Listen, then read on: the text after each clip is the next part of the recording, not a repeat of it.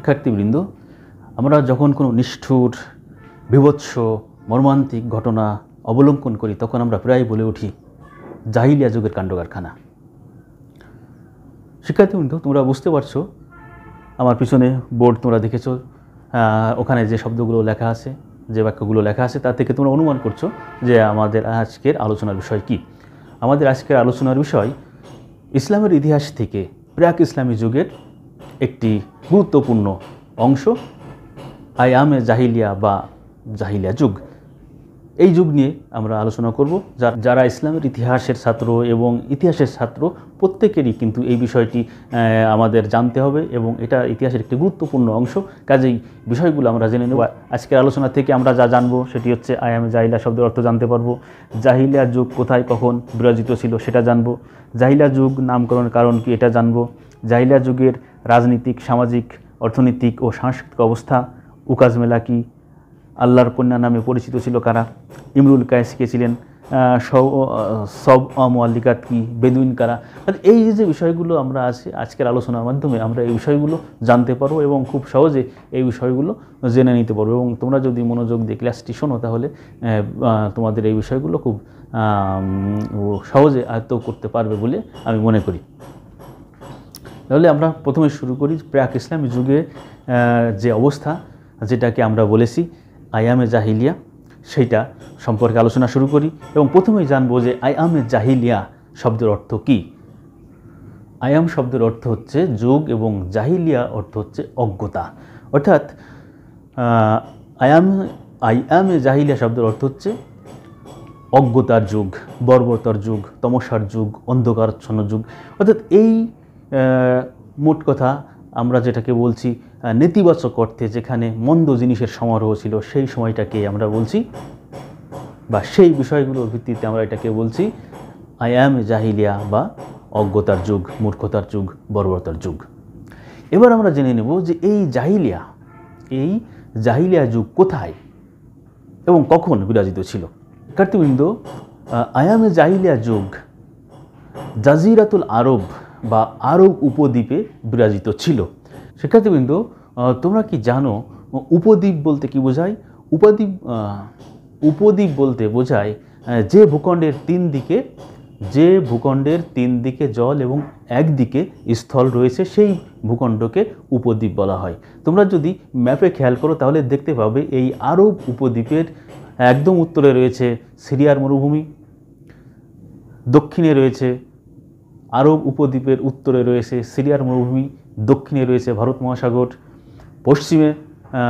পশ্চিমে রয়েছে পারস্য উপসাগর এবং পূর্বে রয়েছে লোহিত সাগর। অর্থাৎ এই ভূখণ্ডের তিন দিকে জল দ্বারা বেষ্টিত একটি ভূখণ্ড, তাই এটাকে বলা হয়েছে উপদ্বীপ, অর্থাৎ জাজিরাতুল আরব। জাহিলিয়া যুগ কখন বিরাজিত ছিল এই নিয়ে ঐতিহাসিকদের মধ্যে মতভেদ থাকলেও অধিকাংশ ঐতিহাসিক এটা মনে করেন যে জাহিলিয়া যুগ ইসলামের আবির্ভাবের পূর্বের 100 বছর, অর্থাৎ ইসলামের আবির্ভাব বা হজরত মোহাম্মদ সাল্লাল্লাহু আলাইহি সাল্লামের নবুয়ত লাভের পূর্বের 100 বছর সময় ধরে জাহিলিয়া যুগ বিরাজিত ছিল। ঐতিহাসিক নিকলসন এই সময়টিকে নির্দিষ্ট করেছেন, ঐতিহাসিক পিকে হিট্টি এটাকে সমর্থন করেছেন এবং এইভাবেই আরও অনেক প্রখ্যাত ঐতিহাসিক এটাকে মেনে নিয়েছেন। কাজে আমরা বলতে পারি যে ইসলামের আবির্ভাবের পূর্বের 100 বছর জাহিলিয়া যুগ বিরাজিত ছিল।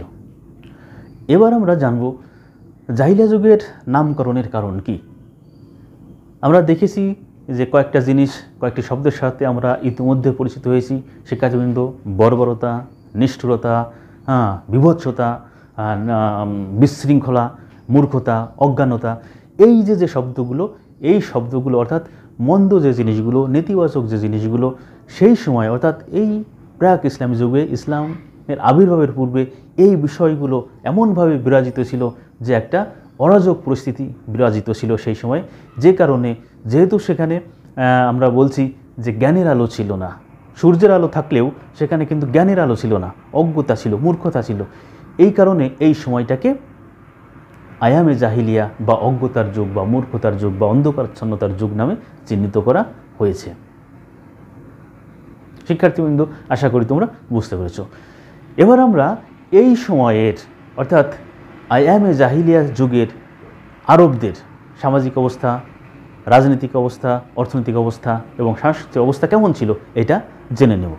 শিক্ষার্থীবৃন্দ, এখানে কেন্দ্রীয় শাসন বা কেন্দ্রীয় রাষ্ট্র ব্যবস্থার মতো কোনো ধারণাই এখানে ছিল না। তাহলে কি ছিল? তাহলে এখানে ছিল ক্ষুদ্র ক্ষুদ্র এলাকায় ক্ষুদ্র ক্ষুদ্র গোত্রের শাসন, অর্থাৎ সমগ্র আরব উপদ্বীপ জুড়ে গোত্রীয় শাসন বিরাজিত ছিল। গোত্র বলতে আমরা বোঝাবো যে রক্তের সম্পর্কের উপর ভিত্তি করে ক্ষুদ্র ক্ষুদ্র জনগোষ্ঠী বা নরগোষ্ঠী। আর এই কারণে গোত্রের ভিতরে প্রত্যেকের সাথেই একটা সুসম্পর্ক বা সম্প্রীতি বজায় ছিল এবং অন্য গোত্রের সাথে তাদের শত্রুতা বিরাজিত ছিল। তারা গোত্র স্বার্থের জন্যে সামান্য কারণে হতে পারে সেটা উটকে প্রহার করা, এমনকি হতে পারে ঘোড় দৌড়কে কেন্দ্র করে অনেক বড় বড় নৃশংস ভয়াবহ যুদ্ধের ঘটনা তারা ঘটিয়েছে এবং শতাব্দীর পর শতাব্দী ধরে এই যুদ্ধ রক্তক্ষয়ী যুদ্ধে পরিণত হয়েছে এবং এমনকি যে কোনো একটি গোত্র শেষ হওয়া না পর্যন্ত এই যুদ্ধ বলবৎ ছিল। এরকম কয়েকটি উল্লেখযোগ্য যুদ্ধের কথা আমরা বলতে পারি, যেমন মদিনার আউস এবং খাজরাজ গোত্রদ্বয়ের মধ্যে বুয়াসের যুদ্ধ, মক্কার কুরাইশ ও হাওয়াজিন গোত্রের মধ্যে হারবুল ফিজার বা ফিজারের যুদ্ধ বিশেষভাবে উল্লেখযোগ্য। এই যুদ্ধগুলোর ভয়াবহতা বা নিষ্ঠুরতা, নৃশংসতা অন্যান্য যুদ্ধগুলোকে ছাড়িয়ে গিয়েছিল, যে কারণে এগুলো ইতিহাসে প্রসিদ্ধি অর্জন করেছে। এবার জানব আরবদের সামাজিক অবস্থা কেমন ছিল। আরবদের সামাজিক অবস্থা ছিল সবথেকে ভয়াবহ, সবথেকে মন্দ, সবথেকে অন্ধকারাচ্ছন্ন, এক কথায় বীভৎস। এই সমাজে পাপাচার, নিষ্ঠুরতা, মদ্যপান, জুয়া খেলা প্রভৃতি আরবদের নিত্য নৈমিত্তিক ব্যাপার ছিল, যে কারণে এই সমাজটি এমন একটি মানবাচরণের একেবারে অতল অন্ধকারে তলিয়ে গিয়েছিল। ঐতিহাসিক খোদা বক্স এই প্রসঙ্গে একটি মন্তব্য করেছেন, war, women and wine are the absorbing passion of the Arabs. প্রাক ইসলামী যুগে আরবে নারীর অধিকার বলতে তেমন কিছুই ছিল না। কন্যা সন্তানকে জীবন্ত কবর দেওয়া হতো। এর কারণ ছিল কন্যা সন্তান কখনো কখনো কোনো অভিভাবকের, কোনো পিতামাতার জন্য দারিদ্র্যের কারণ হতো, অথবা অনেকে মনে করতেন যে কন্যা সন্তান একসময় ব্যভিচারী হতে পারে, এই কারণে তাকে জীবন্ত কবর দেওয়া হতো। তবে সব পরিবারেই কিন্তু এটা করা হতো না। যারা সম্ভ্রান্ত ছিল তাদের ক্ষেত্রে কিন্তু এটি বলবৎ ছিল না। আমরা খাদিজা রাদিয়াল্লাহু তাআলা আনহুর নাম জানি, যিনি কিন্তু একজন সম্ভ্রান্ত মহিলা ছিলেন, তার ক্ষেত্রে কিন্তু সব কিছুই প্রযোজ্য ছিল না। নারী পুরুষের অনেক কিছুতেই স্বাধীনতা ছিল, যেমন বহু বিবাহ করার স্বাধীনতা ছিল। একজন পুরুষ যেমন অনেক স্ত্রী রাখতে পারতেন, তেমনিভাবে একজন নারীও অনেক স্বামী রাখতে পারতেন এবং এরা প্রয়োজনে ব্যভিচারী হতে পারতেন, যেটা সমাজ কর্তৃক স্বীকৃত ছিল। এটা নিন্দনীয় কোনো বিষয় ছিল না। সম্পত্তির উপর নারীর কোনো অধিকার ছিল না।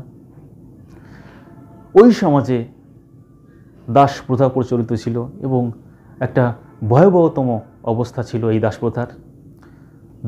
দাসীদের কোনো ব্যক্তি স্বাধীনতা ছিল না। তারা কিন্তু প্রভুর সম্পত্তি হিসেবে বিবেচিত হতো এবং প্রভু তাদেরকে যেভাবে চালাতেন তারা সেইভাবেই চলতে বাধ্য ছিল। দাসীরা উপপত্নী হিসেবেই ব্যবহৃত হতো অধিকাংশ সময় এবং তাদের গর্ভজাত সন্তান প্রভুর নিজস্ব সম্পত্তি বলেই বিবেচিত হতো। দাসীর এখানে কোনো অধিকার ছিল না। শিক্ষার্থীবৃন্দ, এবার আমরা যেটি জানবো সেটি হচ্ছে সাংস্কৃতিক অবস্থা। শিক্ষার্থীবৃন্দ, আরবদের সাংস্কৃতিক অবস্থা মোটামুটি ভালো ছিল, তবে কিছু জিনিস তখনও পর্যন্ত খুব ভালো ছিল না, যেমন তাদের ধর্মীয় জীবনাচার। আরবরা অধিকাংশ আরবরা ছিলেন মূর্তি পূজারী। তারা মূর্তি পূজা করতেন এবং অসংখ্য দেবদেবীর পূজা অর্চনা তারা করতেন। তারা তন্ত্র মন্ত্র, জাদুটোনা প্রভৃতিতে তাদের বিশ্বাস ছিল। এমনকি তারা এতটাই কুসংস্কারাচ্ছন্ন ছিল যে কোনো কিছু করার আগে তারা দেবতার সাথে তীর ছুঁড়ে ভাগ্য পরীক্ষা করে নিতেন যে তাদের এই জিনিসটি করা উচিত হবে কি হবে না, এমনই একটি পরিস্থিতিও তাদের মধ্যে বিরাজিত ছিল। আরবদের সাংস্কৃতিক অঙ্গনে অর্থাৎ প্রাক ইসলামী যুগের আরবদের সাংস্কৃতিক অঙ্গনে উকাজ মেলা নামে একটি অনুষ্ঠান অনেক বড় ভূমিকা পালন করত, অনেক গুরুত্বপূর্ণ ভূমিকা পালন করত এবং এটি মক্কার কাছাকাছি উকাজ নামক একটি স্থানে এই মেলাটি বছরের একটি নির্দিষ্ট সময়ে অনুষ্ঠিত হতো। এই শিক্ষার্থীবৃন্দ, আমরা জানি যে আরবরা বছরের 9 মাস যুদ্ধ বিগ্রহে লিপ্ত থাকতো এবং 3 মাস যুদ্ধ বিগ্রহ নিষিদ্ধ ছিল। এই 3 মাস তারা আনন্দে এবং বিনোদনে কাটাতো এবং এই সময়টাই উকাজ মেলা অনুষ্ঠিত হতো এবং এই উকাজ মেলার অন্যতম গুরুত্বপূর্ণ বিষয় ছিল কবিতা আবৃত্তি করা। উকাজ মেলায় বিভিন্ন পণ্যের সমাহার বসত, ব্যবসা বাণিজ্য এখানে হতো, বিশেষ করে হজ মৌসুমেই এটি হয়ে থাকতো। তো শিক্ষার্থীবৃন্দ, তোমরা আমাদের এখানে লেখা দেখেছো উকাজ মেলা কী, সেক্ষেত্রে উকাজ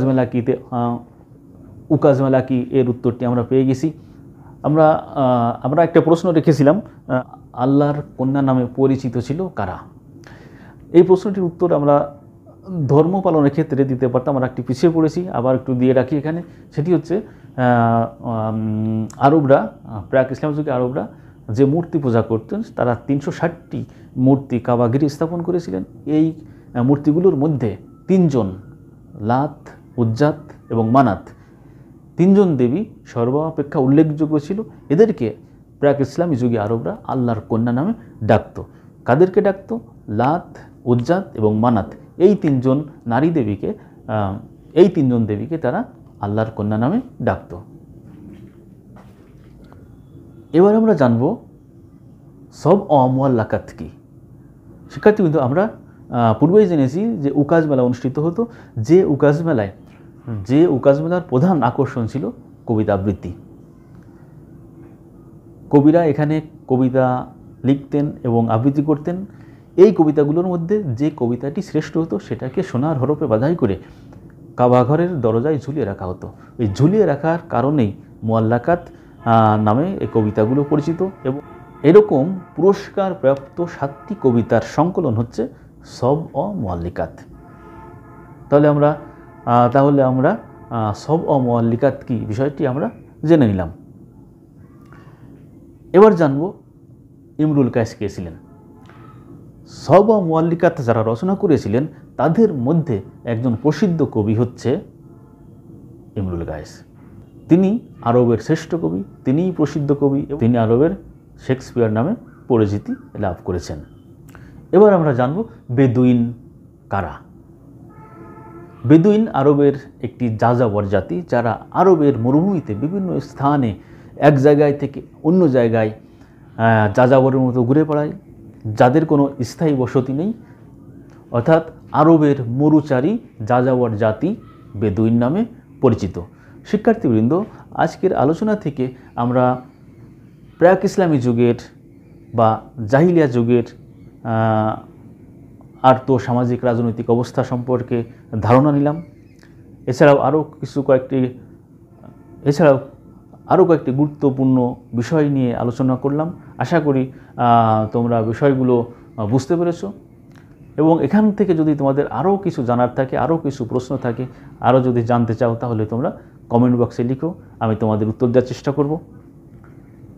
আজ আর নয়, ভালো থেকো, ধন্যবাদ।